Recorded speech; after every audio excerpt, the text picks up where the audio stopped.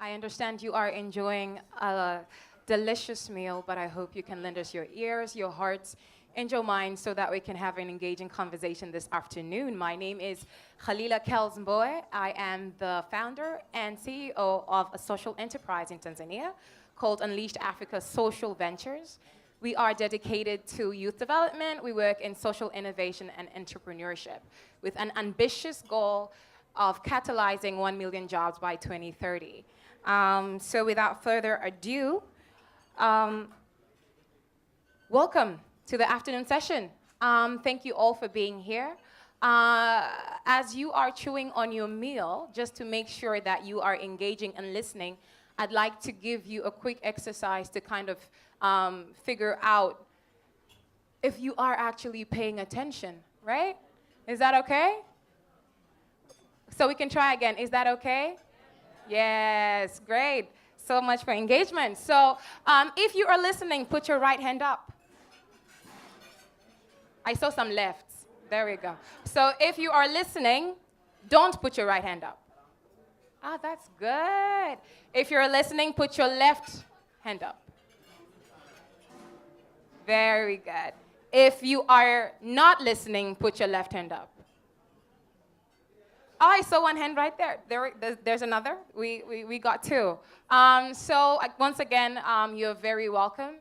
And something else I'd like to teach you before we begin and I introduce this esteemed panel of speakers, I'd like to teach you some Swahili because that's what we do from Tanzania. We try to hijack and kind of teach people our language. Is that okay?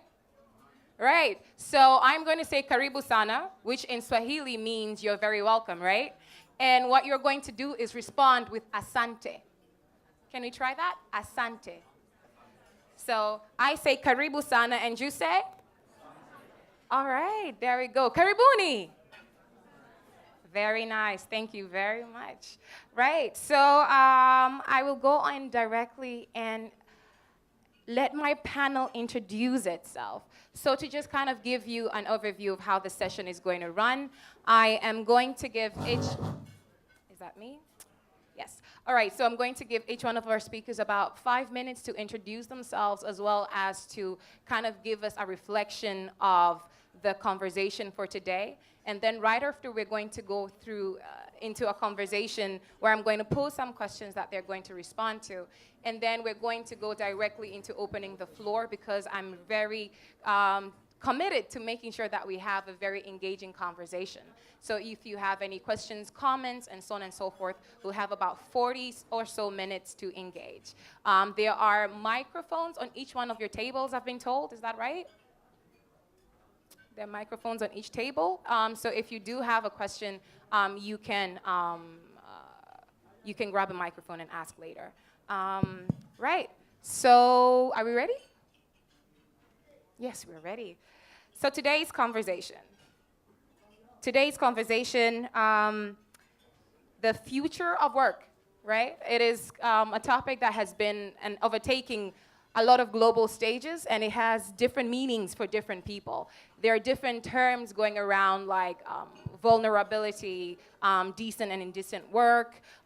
We have a lot of reports coming out from global international agencies such as the World Economic Forum, the International Labour Organization, and so on and so forth. And as I let my panel introduce themselves, I will also pose a question to you as what is your perception or what are your thoughts on vulnerable employment and indecent work? And just to set the stage, I'm going to quickly read our session's overview out to the audience. And then from there on, Ashish, we'd start with you. You can just take the mic and move directly on, right? So the International Labour Organization estimates that in 2 years, nearly half of all workers in the Asia Pacific will be engaged in vulnerable employment.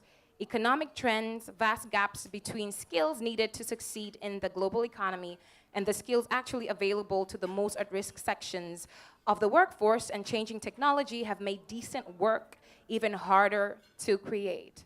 Is that so? Ashish, over to you. Thank you. I am Ashish Dhawan. My background is I had a career in finance. I had started a private equity fund in India.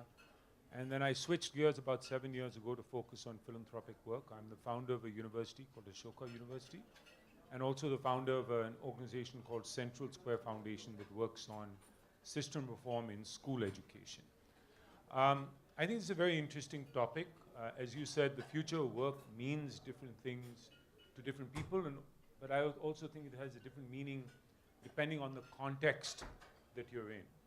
And so let me lay out for you where we are with regards to India in particular as part of the Asia-Pac region. So as was mentioned, 50% of the workforce is vulnerable in the region. It's a much higher percentage in India, largely because we have a much larger percentage of our workforce, about half the workforce in farming, dairy, horticulture, and a large percentage of the workforce also in informal services. That is going to be so going forward. In fact, I think the biggest problem we need to deal with is the creation of more jobs, as opposed to worrying about the fact that these jobs exist in the informal sector. If you look at the data in 1991, India had about 340 million people in the workforce. We're now up to about 500 million people. So we've gone up about 150 million or so in the workforce from 1991, which is when the reforms in India started. But working age population has actually gone up about 300 million people over that period of time. So I think the real issue is, and in the next 30 years, the working age population goes up by another 280 million in India. So I think that is the real crux of the issue we're dealing with. We've got to deal with first order problems, which China has already dealt with, and obviously the developed world dealt with earlier, which is getting people off the farm and into basic manufacturing or basic services, and create many more jobs across a variety of sectors, from construction, services. I wouldn't give up on manufacturing. I think whilst organized manufacturing may not be, or large-scale manufacturing may not be a net job creator, there are lots of jobs for the taking, particularly as they migrate out of China. We're seeing Vietnam pick up those jobs, and some other African countries start to play some role, but India has not been a major beneficiary as of yet. So I think those are the real issues that we're dealing with. I think the other issue is really gender, where female participation of workforce is very, very low. My own particular belief is a lot of it has to do with the fact that the jobs don't exist. A lot of the mores, the social construct has changed in the last 10, 20 years. And despite that, we've actually been stuck with a very low female participation rate in the workforce. And I think if we had more jobs, and particularly jobs that are readily absorb women, there are certain jobs where women are more readily absorbed, we would see a much higher increase in the female participation in the labor force. I think I'm particularly optimistic. So I know there are certain kinds of jobs that in the Western world you'd question as to whether they are vulnerable jobs or not, possibly call them vulnerable jobs, which is jobs created by digital platforms. Uber, Ola in the Indian context, the food aggregators. I mean, if you look at the number of delivery boys and girls, particularly boys in the delivery context, those jobs being created in India. Urban clap, creating a lot of local services, plumbers, stuff like that. I think the great thing there is not only is it leading to job creation, but more importantly, there's now finally an incentive. Because of the discovery process that you can discover someone's talent and how good they are and how good their service is, because they're rated and reviewed on the platform, there's a real incentive to not just perform, but to actually upskill yourself, which didn't necessarily exist in the earlier world. If you were a plumber earlier and nobody could discover whether you were a better plumber or not, there wasn't really an incentive to upskill yourself. And I think that incentive now comes in with these digital platforms. And so I think one ray of hope is really the digital services, because a lot of services are coming onto these digital platforms, and I think that's one ray of hope. I think the other big opportunity is obviously low-end manufacturing in the Indian context. I think per the ILO definition, these will still be vulnerable jobs. And so I personally wouldn't worry about that. I mean, if you look at a large number of jobs in India, own account, or where there's a contributing family member. If you look at the West 150 years ago, that was very much the case. If you look at China 20, 25 years ago, that was very much the case. We're at a stage of our economic development. I'm not suggesting we shouldn't have labor laws or standards or safety standards or some kind of minimum wage for certain sectors. But my point is really that the nature of work will still be informal, and there'll still be a large amount of work that's on own account.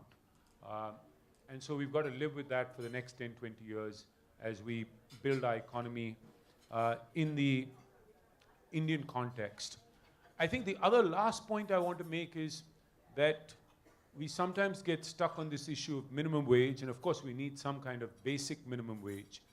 But you know, sometimes in countries like ourselves, in ours, we do a disservice to ourselves. I'll give you one example, which is the right to education in India. We have about 10 million teachers and about 20 million people employed in the school education sector. The government essentially sets an artificial wage for teachers, for government teachers. It pays teachers too much, actually. So much so that the market clearing wage, if that teacher didn't get a job in the government sector, the market clearing wage is actually a third to a fourth of the government wage. And this is why you see in the Indian context, there are millions of applicants for government jobs. It's not just the security, it's often these jobs are well above market clearing wage. And you know, at the end of the day, the market will clear at a certain place. We need a certain basic minimum standard, but we can't. And so what the government's done in India is it said, if you don't pay teachers what government school teachers get paid, you're theoretically not compliant with RTE standards. That's actually doing a disservice to the poor, because poor want access to low-fee schools where teachers, by definition, will be paid less.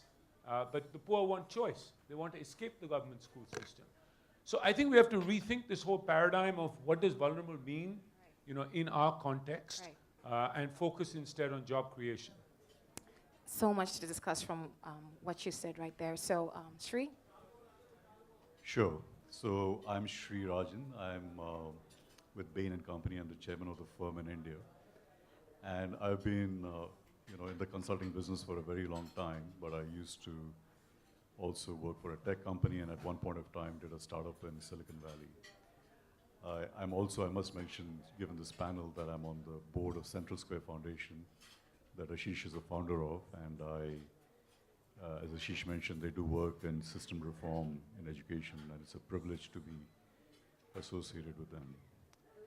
So I must start by saying that I think what I'm going to present may not be as optimistic a view as Ashish has. I do have a global view. We've done a lot of work looking at what's going to be the scenario for labor in 2030. But I also will, I have a point of view in terms of what's likely to happen in India. I think it's very clear that we are going through a period of transition that's having an impact in many ways. And I'll touch on a few of them, but clearly one of the things that's having an impact in terms of what we are seeing is really because of the level of automation. Now, some of it is overhyped and some of it is not real. But what is real is that, and one cannot predict the pace of change over the course of the next 10, 15 years, but what is clear is that it is having an impact in sector after sector. And as we have done the analysis globally, as you've looked at, whether you look at an industry vertical or you look at in terms of types of jobs, there are very few categories of jobs that are not going to be impacted. And they're impacted in two ways. One is in terms of the number of jobs that are likely to get created for that category, and the second is in terms of the impact on wage growth. Unfortunately, when you do the 2 by 2, many of them end up in the wrong quadrant. There are very few that end up in the right quadrant, actually probably one or two, And the one category that actually does end up in the right quadrant, unfortunately, is management. So if you're in management, you're fine, but if you're not, you're in trouble.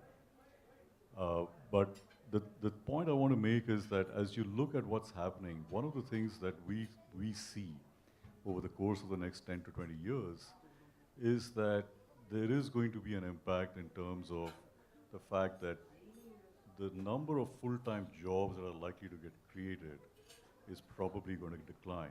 And I'm not coming to India yet, but globally they're going to decline. And I'll come back and talk about why that's going to have an impact on India.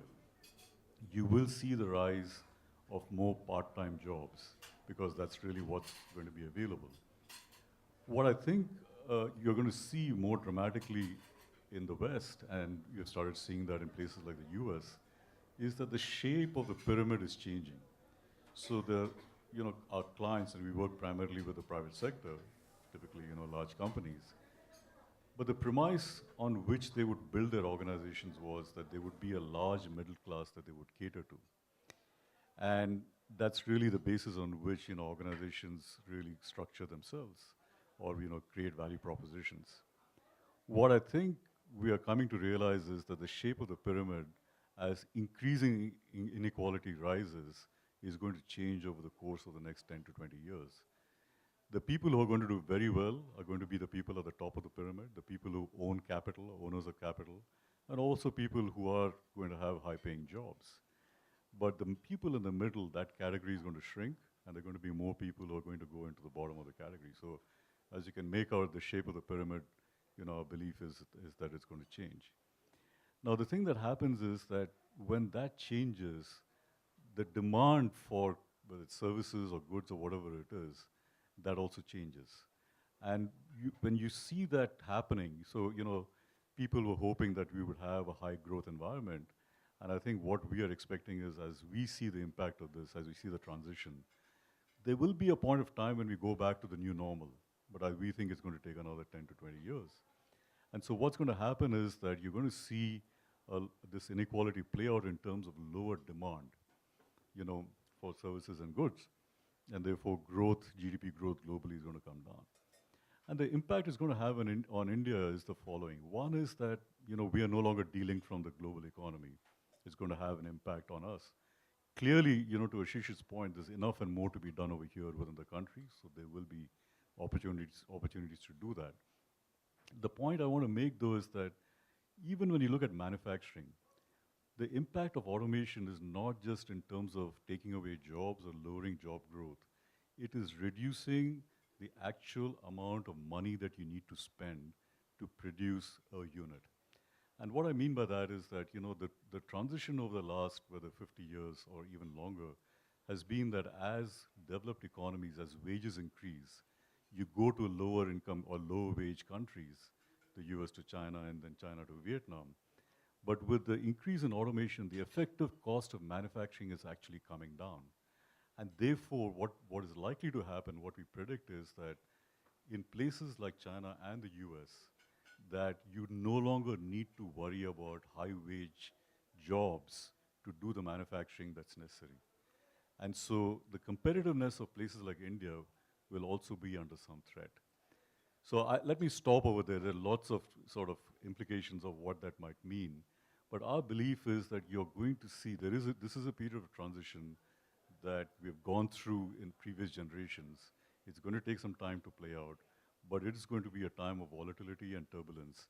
And I think that, while we are going to see the most impact in developed economies, I don't think that the developing economies are going to be delinked. That's very good. So we've got both optimistic and pessimistic views on the topic. Hello, everyone. I'm Burcu from Global Relations Forum from Turkey. Global Relations Forum is a membership association which is doing some policy work on global challenges. And last year, we launched a task force on the future of work. So this is probably why I happen to be here among these great practitioners.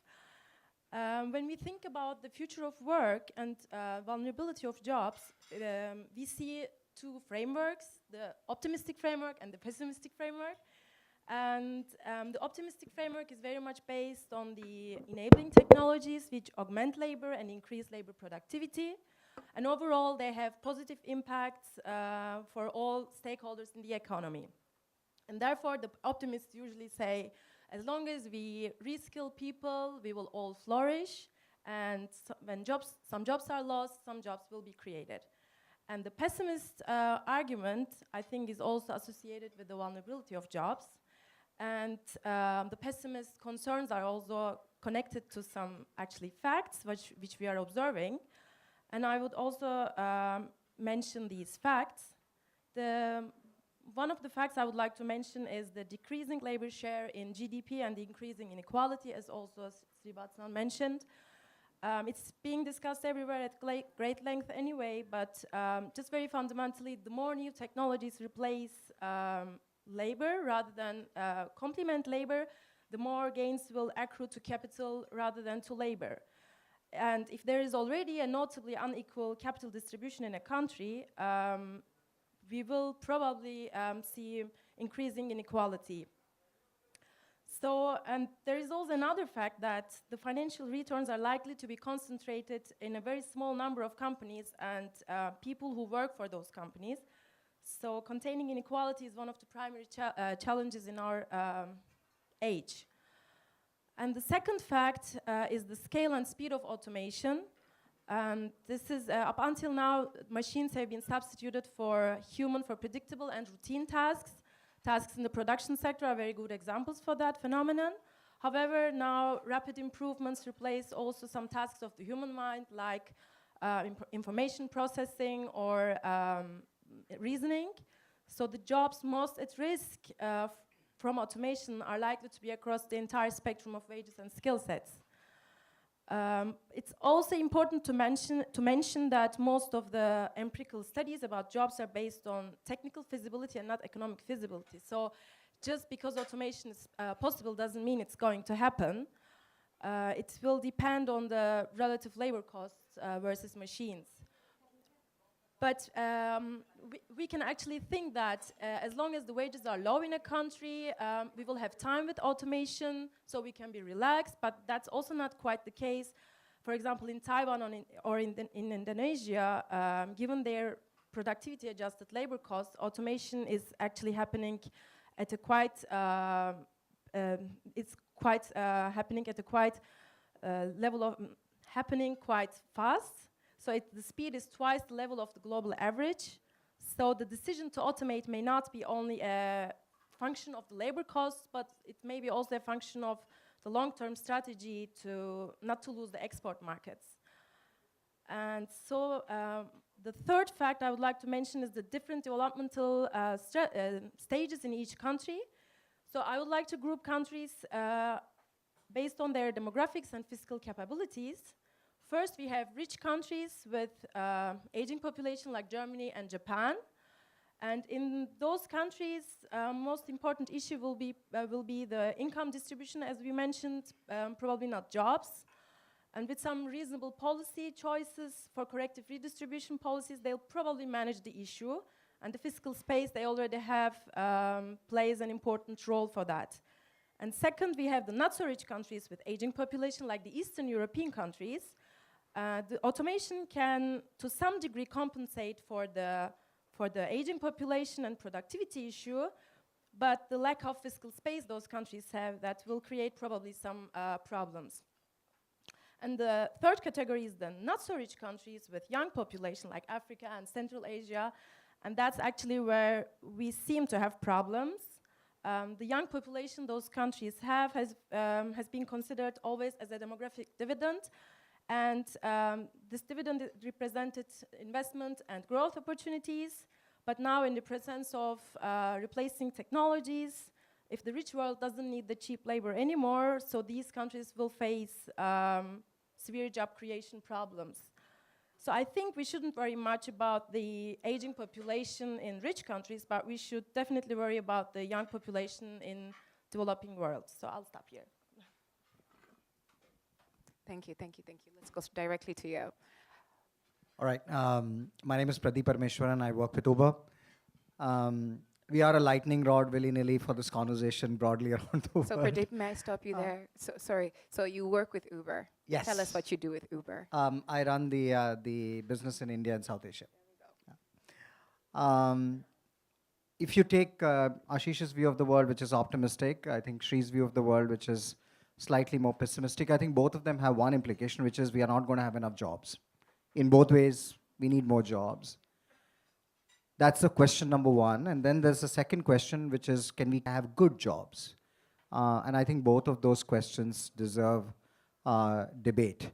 And we were talking amongst the panelists sometime before we started the session, and we said this is a topic that is actually quite complex, so it's impossible to either be right or wrong, but it's a topic that requires some fierce debate, decision-making, and some decisive moves to happen around the world.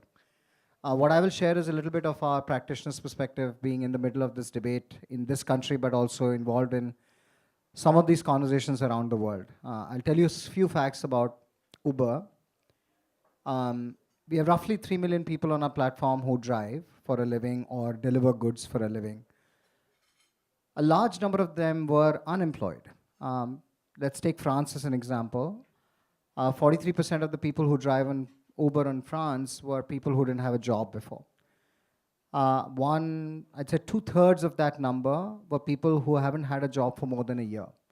And one of the things that we lose sight of is the fact that, yes, there is unemployment in large segments of population and will increase, but it disproportionately affects people at the lower end of the income scale because they don't have access to jobs where their skills can be put to use.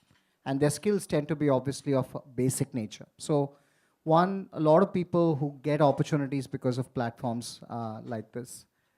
Second, it does have second order benefits.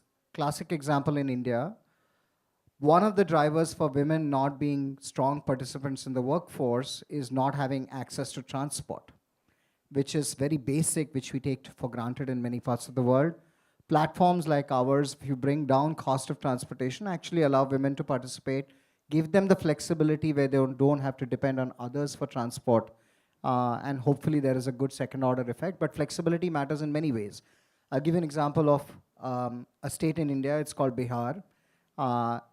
There are a large number of people from Bihar who drive on the Uber platform around the country in various states.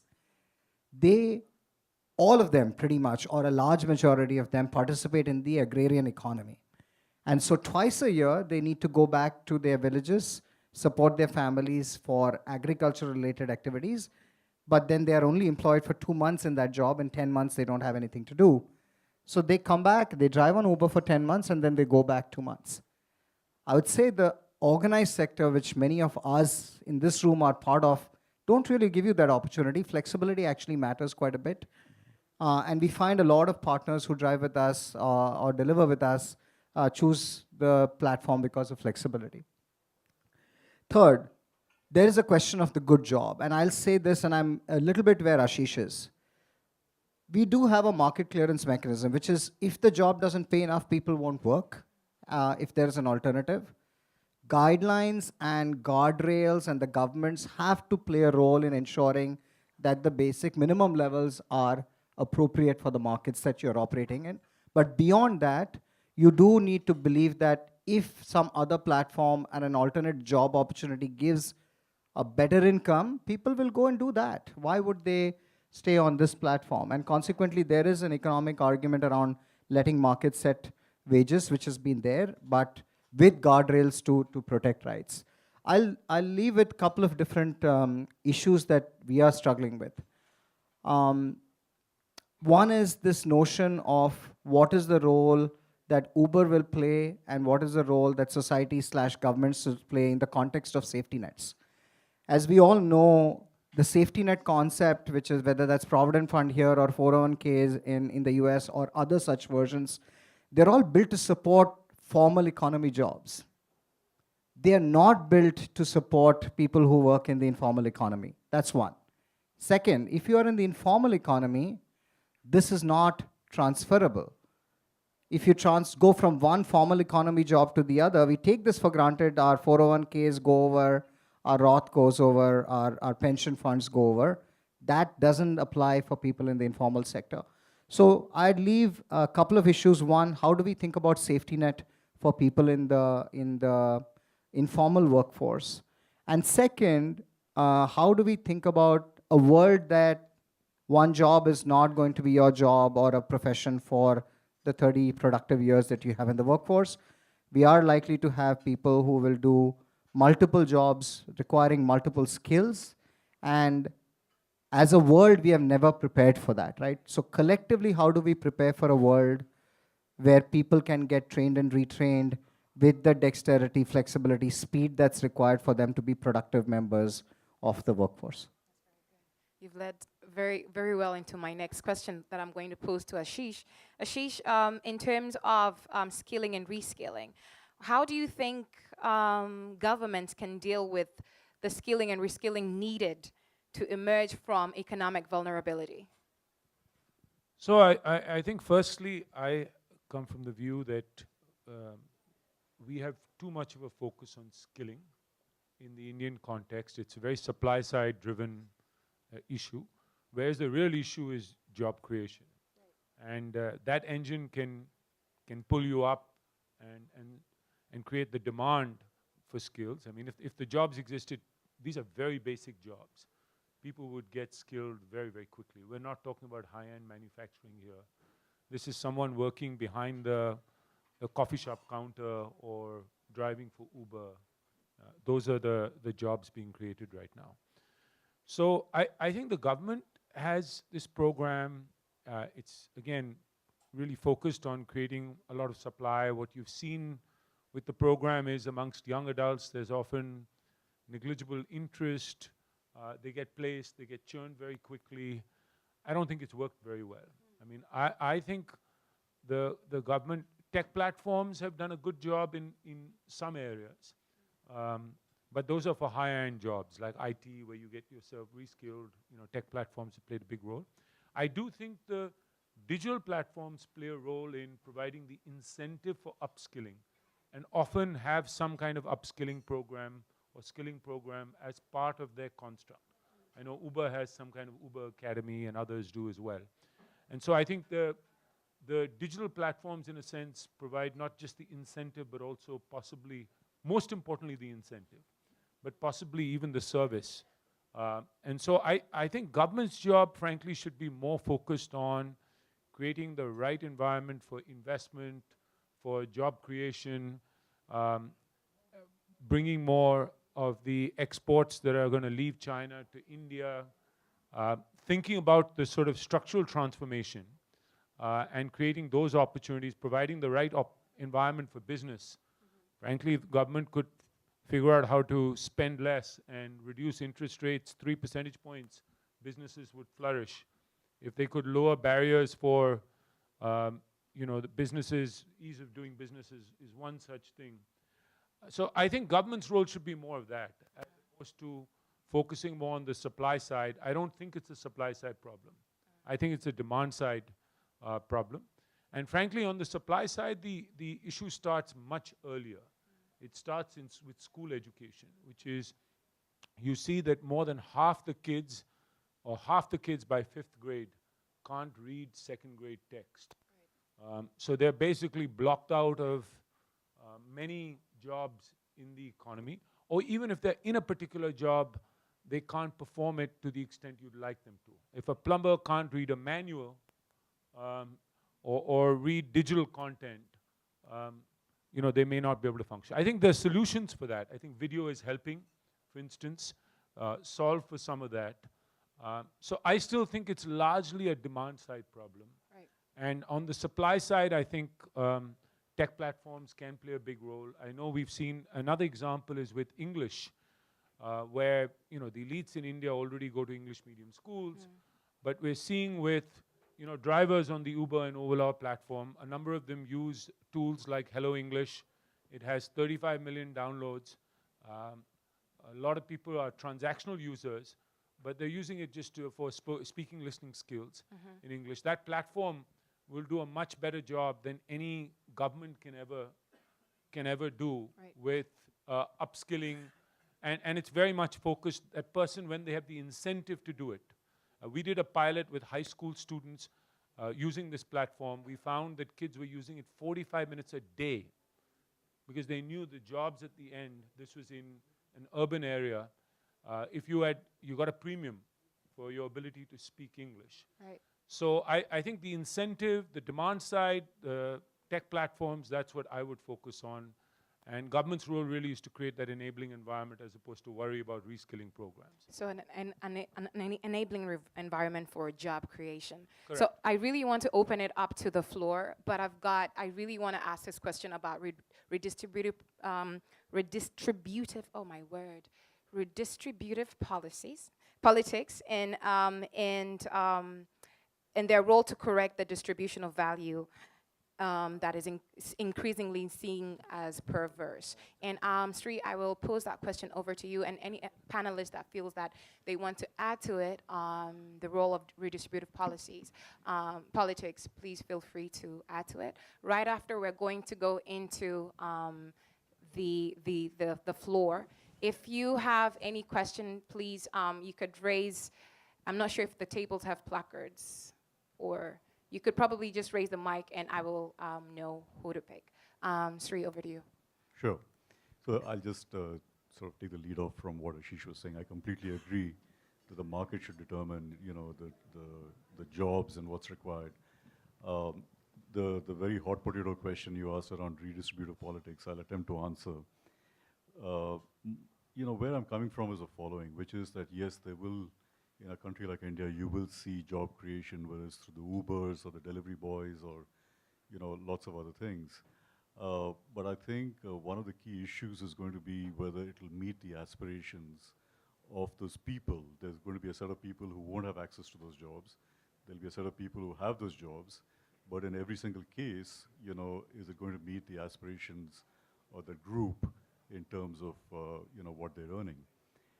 And as there's increased pressure on wage growth, and therefore this question of what's a sustainable livelihood, comes into the fore, it's interesting that, this has become a bigger issue in the West than it has been in the developing world so far.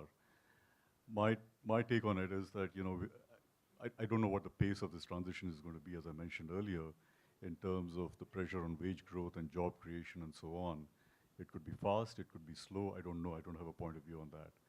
But I think it's clear that it's going to happen. My take on it is that as and when it happens, I think there's going to be a lot of pressure on governments to react to it. We're already seeing this in many parts of the world. I must tell you, in the course of what I do for a living, there was a period during the 1990s when there was talk of how the multinational corporation or the transnational corporation really had supplanted sovereign governments in terms of the power. I think we're seeing sort of the revenge of the government, so to speak, these days, because we're now seeing governments trying to exert more power on business and businesses in general. And I think that as governments react to societal pressure, my belief is, and I'm not going to say I'm going to be rigid about this, but my belief is that there is going to be pressure on governments to intervene more directly. It could be in terms of setting minimum wages. It could be in terms of redistributive policies like, increased taxes for the wealthy, or it could be, higher entitlement programs. It could be any of those. But I do believe that as we go through the societal transformation over the course of the next 10 to 20 years, I think that we're going to see this pressure come on governments quite a bit. I just think in a country like India, you don't have the fiscal space. I mean, UBI is a nice concept, but central government, 16% of GDP is the revenue, total is 20%, we spend 26%, we run a 6% deficit, state plus center, we don't have the fiscal space. I think what you'll see in developing countries is what we call qualified UBI, which is largely direct income support to either farmers or to the extremely vulnerable, and it'll often be taking subsidies, so moving from the subsidy platform to either the DBT or the DIT platform and India's already doing that. Well, just on UBI, I would like to say something. Just having the discussion to change the redistribution system is actually in itself quite valuable. But I think putting something like basic income in the annual budget of governments has also its own negative effects, like having the potential of the debate to get political. We should think of a model which is maybe similar to social security system, or a system in which we begin to own some robots or some real capital rather than some government securities, I guess. I just want to respond. I want to make sure that people understand that I'm not suggesting that what is likely to happen is the right answer or will be effective. The only point I'm making is I do believe there'll be a lot of pressure on governments to respond to what I think is going to be a scenario where job creation is going to be challenged and wage growth is going to be challenged. I think everybody over here in this room, I think, at least on this panel, will agree that many of the interventions that governments make, whether it's in India or around the world, actually have perverse effects. But I just feel like governments may feel like they have no choice but to react to what they're seeing, on the ground. Agreed, totally. All right, so we're going to open it up to the floor. Any questions, comments? There we go. So I am going to go with the first hand I've seen, which is right here. Please introduce yourself, your name, organization that you work for, as well as the country that you're from, and then pose a question directly. Please try to be very concise and to the point. Thank you. So I have two questions. I'm Anirudh Suri. I run a venture capital fund called India Internet Fund, and I'm from here, Delhi. So my questions are twofold. One, the question is how much, like we've spoken a lot about government and government's role in this, but I think towards the end, I think Shri, you guys started to mention that the government might or might not have too big a role to play or should not. My question is, when the large firms of today, the non-state actors, so to say, like the Googles and the Amazons and the Facebooks and the Apples of the world, are the ones that are driving large value in the economic system, do we feel that those are the firms that will also define the way we work in the future, like Uber as well? And will the role of government continue to go down? Or as we see like the backlash, will that continue from the government side? And the second question is more on an individual front. If you think about the way we work from an individual standpoint, like for all of you personally as well, how does the increasing age expectancy start to shape the way we work, gaps we take? How do we plan for, a professor I've heard speak about the 100-year life, and so how do we plan our careers for that? Would love to hear your thoughts on how increasing age expectancy will shape the way we work in the future as well. Wonderful. Are you posing that to a particular panelist, which I would ask you to do? For the sake of time and so that we can get everybody's voice heard. Sure. I'll pose it to Shri then, actually. Perfect. So I'll answer the second question first, which is, the impact of increased life expectancy. I think at a very macro level, you're going to see this.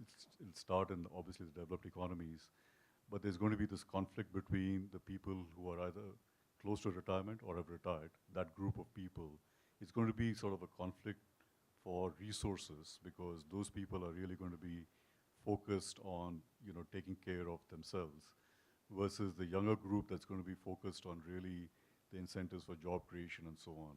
The point about space in the fiscal budget that Ashish made is true for India, but let me tell you, it's true for most of the countries in the world as well. That when you look at, the amount of money that's left over, discretionary money that's left over for governments to spend, it's tending to become smaller and smaller. So I would say that in terms of, as you have increased life expectancy, the flip side of that is you are going to see more and more job creation to take care of people who are becoming older. So you're going to see that India, in my mind, can be a pool of talent for that, for not just for people over here, but for around the world. So that is the first, so that's the response to that. Can you just remind me again the first question? The question was, will the Googles and the Ubers and the Facebooks of the world shape the way we work in the future, or will governments through skilling programs and employment generation will shape how we work? I have to tell you, I'm in violent agreement with Ashish on this. Government interventions, they will do what they will. I believe that at the end of the day, they will spend a lot of money and waste a lot of money. I think at the end of the day, I do think that the way you phrase the question is, I think, the way it will end up. Meaning that the Ubers and the Googles of the world will actually shape the way what people look for in terms of skills that they will want to develop and therefore respond to the market. That's my belief. Wonderful. So the next hand I'd seen up, I'd seen a hand on this table right there.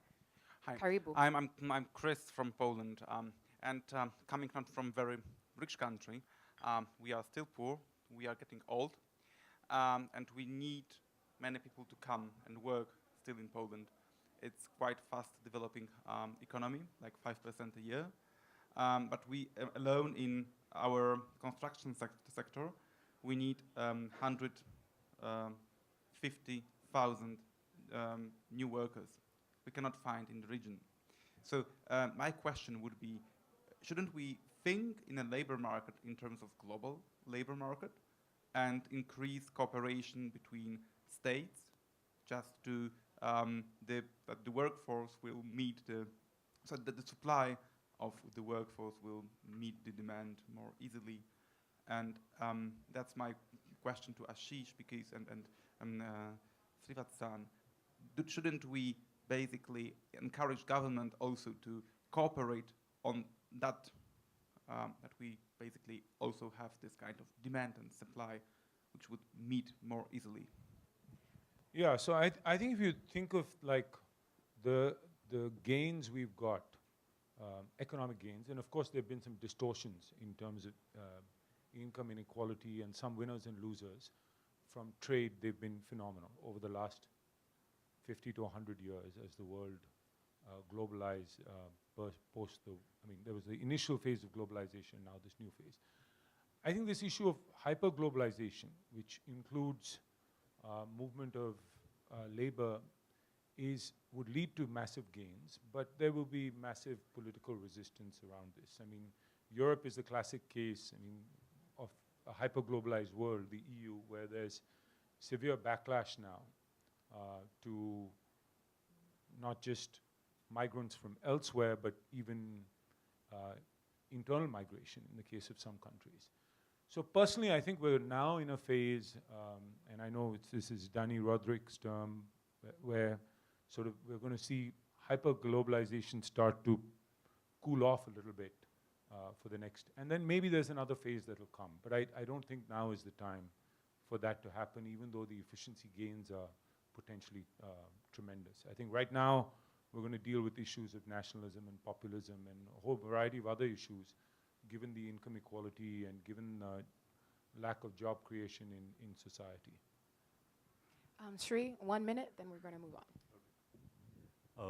So I think, just to add to what Ashish said, I think the rise of populism is really going to be a hindrance towards increased globalization of the labor markets. Intellectually, it makes a lot of sense. There's no reason as to why you shouldn't have it. But I just think that as societies are going to go through these transformations, I think it's going to become very difficult, at least in the short term, for it to occur. That's my take on it. Thank you. I saw another hand here. Then we're going to come to the back. I see you. Hi, I'm Vaibhav. I work for a conglomerate called Reliance Industries Limited in India. My question to the panel, whoever can answer, is we have always seen industrialization come in, a lot of automation has happened over last so many years, and despite a lot of Luddite resistance to these kind of things in past, we have seen that it has ultimately benefited and it's created more secondary employment. I just wanted to get some thoughts on what is so radically different this time round that we do not think that it could give additional impetus to economy and create more jobs, and we are talking about such severe job losses. So if someone can articulate and just share the thoughts. Thanks. Who is that someone? Bridger? Yeah. Well, actually, the problem is mainly not the lost jobs in the developing world, but proliferation of low-wage service jobs in the developed world. So we had the middle class, and now because the jobs, the technology jobs were lost in developed world. I'm talking. So those people who lost their jobs in the middle, they have to compete for the low-skilled jobs, and their wages got lower. So actually, that's the problem in the developed world. So that's why the actual problem there is the income distribution rather than jobs. But in the developing world, most of the jobs are in the manufacturing sector, and the manufacturing sector is the sector which is getting automized quite fast. So the problem will be probably the jobs creation, because manufacturing has been the sector which absorbed the massive unskilled labor in the developing world. So now, because we won't need, now because we want the technology will replace all those people, so there won't be many jobs in developing world. So that's kind of the framework. I don't know if it explained. Perfect. Offline sounds wonderful. All right. So I'm going to take 3 more questions right off the bat. So we're going to take all 3 together. Then please direct it to a panelist. We're going to start back there, and then we're going to come to you, sir, and we're going to come here, right? Hi, I'm Abhip Sith. I'm a lawyer in Delhi, doing a lot of telecom work and competition law. My question's to Ashish and Shri. Both of you spoke a lot about how this is probably going to reduce jobs. I think I'm really interested in the social as well as the political impact of not just having lesser jobs, but having lesser quality of jobs. We see that in America, where a lot of car manufacturing factories are shutting and those employees are becoming Amazon delivery boys. And there's very less satisfaction with the new job they've got, even though they have a replacement job. What that's leading to is a lot of political disillusionment, a lot of contempt for the status quo. And in my practice area, the best case scenario in those circumstances is people become numb to the democratic process and say everything's going to remain the same, and therefore we'd either not vote or not participate, as opposed to, in the ideal world, us being very engaging participants in democracy. And the worst case scenario for that is that you work to break the rule of law. You're pushed into crime, you're pushed into terrorism. I think my question is, as a policy measure, do we have an answer to prevent this sort of disenfranchisement or this sort of exclusion that people are likely to feel if technology is actually going to reduce jobs? I know UBI is one of those initiatives that we've spoken about, but apart from that, are there larger policy initiatives to sort of prevent that exclusion? And if not, then is it like almost a moral duty of any government? And Shri, you spoke a lot about how much governments are intervening in businesses, but is it almost a moral duty for governments to not stop the adoption of technology to reduce labor, but put very smooth financial friction for adopting that by giving financial incentive to companies which are using more human labor, because there's a social benefit to it? Thank you very much. So I'd ask between Shri and Ashish if you could, one of you could take that. Gentleman right here. Yes, my name is Stéphane Napo. I'm working for a French group, Société Générale banking group, and I am in charge of the digital security internationally. My question is the following. What is the part, from your opinion, this is an open question for the panel, what is the part from your opinion of the education in the digital equation? As you may know, today we need to learn, relearn, unlearn, to change the job and to ensure to follow this fast economy, the digital economy. Because innovation, we will have to innovate on education. And what do you think about the transformation of education, because this is a pillar of this change from the childhood to the aging? Wonderful. Pradeep? Would you like? Yes, fantastic. We're right here. Thank you. Memduh Karakullukçu, also from Global Relations Forum, Istanbul. We always focus on the income side of the equation. How about thinking about the impact of automation on the consumption side? Is it feasible, possible, that because new technologies are going down very fast in terms of cost and price, is it possible that as the income levels go down, the purchasing power of those incomes will increase sufficiently to alleviate some of the pressures that we'll face. And also, linked to that, is it possible that if more people have access to new technologies at a lower cost, we will have labor augmenting technologies in the services sector, in the agricultural sector, where we'll start creating value for a broader segment of the society through access to cheaper technology. So is there much hope on that front, or is that just dreaming? I think you're more of answering your own question there, which is really good. Would one of you like to take that? Sri or Ashish? First question? Okay. Yeah, so let me just correct myself. I'm not, I think jobs will get created. I'm an optimist, and I think in the Indian context for sure, and I'm willing to bet on that if you want as a side. I think the issue really is, are they going to get created fast enough, given the demographic dividends supposedly we're trying to reap. That's the issue, and is government doing enough on that front? Are they focusing on the demand side or just on the supply side? Those are the questions that I'm trying to raise at least. Jobs will get created for sure. India has very few jobs anyway in the manufacturing sector, which is most vulnerable to automation. I understand that there's some services as well. But I'm a little bit in your camp, which is, I think the issue this time is the pace of change is so rapid. Eventually we'll create different jobs. A lot of jobs are, I mean, 200 years ago, you didn't have people sitting in a conference room having a discussion about the future of work. I mean, we're supposedly working, doing this right now. But, you know, I mean, the work I do, is it really was, I mean, work in the sense of what work was 200 years ago?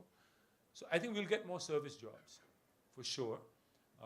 And more jobs that involve emotion, human. India could easily have 10, 20 million more teachers. India could easily have 10, 15 million more people working in healthcare. There's no doubt in my mind. So I think many more of these jobs will get created. They're not going to get automated away. I think the issue is just how fast we can go. And for that, we need more investment in India, because construction is not something that's getting automated anytime soon. It's the single largest employer. And that's where we need to focus going forward. I think with regards to your point, I'm a big optimist again there. If I look at agriculture, there's a lot of interesting ag tech that can lead to increased productivity, input delivery, aggregation, market linkage, farm mechanization, insurance, because you now have better data. So I think there's great opportunity there in terms of uplifting farmers' income or potentially even lowering costs in some cases. Wonderful. So maybe just a couple of comments. One is that just in response to the question that you asked, I think my take on it is it's not that jobs are not going to get created in the new economy. I think it's this, the issue is really the transition we're going to go through to get there. And that's been true for every societal transformation, whether the Industrial Revolution or anything else. The point that I want to make in response to what you asked was that, you know, there have been experiments with UBI around the world, you know, Finland and other places. It's not been clear that they've been successful. I'm not entirely sure that that's the answer. The one reason I'm not sure that that's the answer is that people don't want to just get money to sit at home. People want to find meaning in something that they do. And for many of the people in this world, the identities with where they work, what they do, that I think is going to be the issue, which is how do people change their identity in terms of what they do? I think you will see the creation of more part-time roles, whether it's, you know, being an Uber driver or anything else. That I think is going to become the norm. That is going to be the new world. But I think, you know, people are going to look for something meaningful that they can attach themselves to. And just in response to the question that you made, that you had around, it's very clear that as productivity increases with increased levels of automation, you should expect to see higher income growth. The problem is the distribution of that income growth. That's the issue. The problem is that today it's going to get concentrated in the upper sort of part of the pyramid, what really happens to people at the lower parts of the pyramid? Yes, at some point of time, and whether it's 10 years or 20 years, I don't know. At some point of time, yes, there will be a rebalancing, and you will have people who will have employment and sort of sources of income and so on. The issue is that in the interim, I do believe that there's going to be, in places like India, there will be job creation, but will it be at the potential that it could have been? My question is, I'm not so sure. Could the potential for wage growth that it could have been without automation? I'm not so sure. And therefore, are we going to be able to meet the aspirations of people who are coming into the workforce? That's the big question that I have. Freddie, I'm going to just, yes. before I get to the education question, let me just address the point that you raised. I'm actually much more optimistic about reduction of our living costs than about wage increases. Let's just take every piece of what you spend money on. We spend money on housing. There is tons of inefficiency in housing in the world today. Airbnb is a classic example. Living spaces today with WeWork, we are sharing more and more and more because fundamentally we never were forced to, and now you're going to be forced to. We are going to be more efficient in how we use resources in housing. Let's take education. We have stood up monolithic structures. In the US, it costs $100,000 a year to go to school or college. There is no clear evidence now that there is real return on that across a large base of people. With digital technologies being available, do you really need to spend $400,000 on a college degree? Unclear. I suspect we will see in countries like India and China first, but also in other parts of developing markets, other ways of educating people that are way cheaper than that. Healthcare, the third place where you spend a lot of money. Today, there is going to be availability for us to be a lot more predictive with the way genetics and other technologies are evolving, where hopefully with the aging population, we have a counter impact as opposed to healthcare costs rising. Hopefully we have some ways to bring that cost down because we get better at predicting and we get better at sensitizing people. So I'm actually a much bigger believer that there will be meaningful reduction there, but I think speed will be an issue. On the question of education, so I have two kids, 10-year-old and 6-year-old, and I'll say this, I have no idea what to teach them at all. And that's because exactly what you said. What skills do you build them for the future, and how long will it last them? I've run a 25-year career on the back of 4 years or 6 years of education. I doubt whether that's going to be the way it's going to be in the future. So one of the things I'll say is that there are enough progressive schools of thought where core education is changing, and there is a ton of infusion of things that will be relevant in the future world. There's a word that somebody used which I thought was interesting, which is higher cognitive skills, whether that's collaboration, teamwork, higher orders of communication, empathy, things that make you productive as a human being in society that we never used to teach. We are likely to teach more, and that's coming through now. Again, does it happen at the speed we wanted? Maybe not. And then obviously technical skills. But I do think the construct of one education in your lifetime is dead. And so you do have to get to a construct of multiple cycles of educating yourself to be a productive member of the society. And with that, I would like to thank the panelists for your time, for your thoughts, for the wisdom shared. We are out of time, and Arka keeps beaming at me. So I will have to thank all of you for making it to the end. You are the awesome few. Wonderful. Give yourself